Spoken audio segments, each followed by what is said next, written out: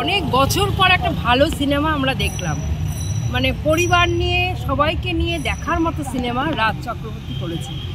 খুব ভালো সিনেমা। এখানে মানে বাবা মা ছেলে সন্তানদের প্রতি যে আমাদের একটা কর্তব্য, আমরা ছোট থেকে বড় করে তৈরি করেছি, মানুষ করেছি, সব করেছি।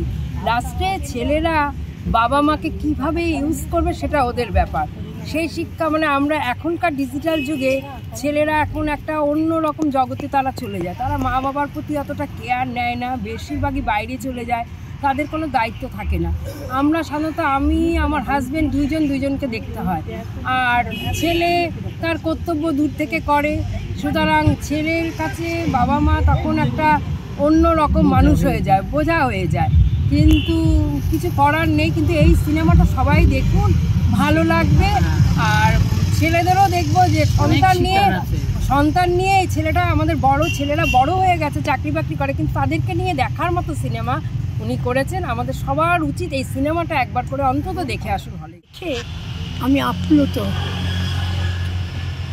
আজকাল আমরা ডিজিটাল দুনিয়ায় কিন্তু আমরা সবার কাছে খুব আপন, কিন্তু কেন এখনো মা ছেলে বাবা সে দূরত্ব কিন্তু রয়ে গেছে।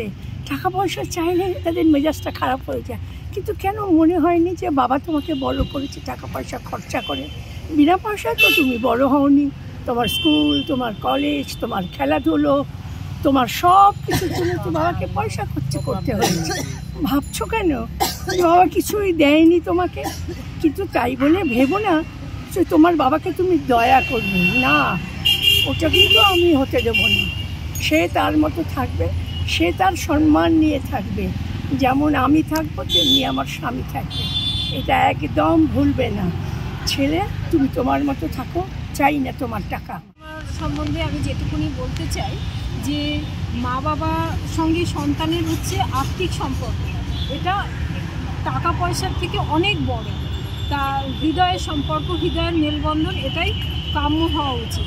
কিন্তু সেখানে টাকা এসে মা বাবাকে কখনোই কোনোভাবে ছোট করা উচিত না। যেভাবে তারা ছোটোবেলা থেকে মা বাবা তাদেরকে মানুষ করে তুলেছে, সেখানে টাকার যে তুলাদণ্ডে তাদেরকে কখনো বসিয়ে এইটার বিচার করা যাবে না, আর সেইভাবে তাদেরকে অসম্মান করা উচিত না।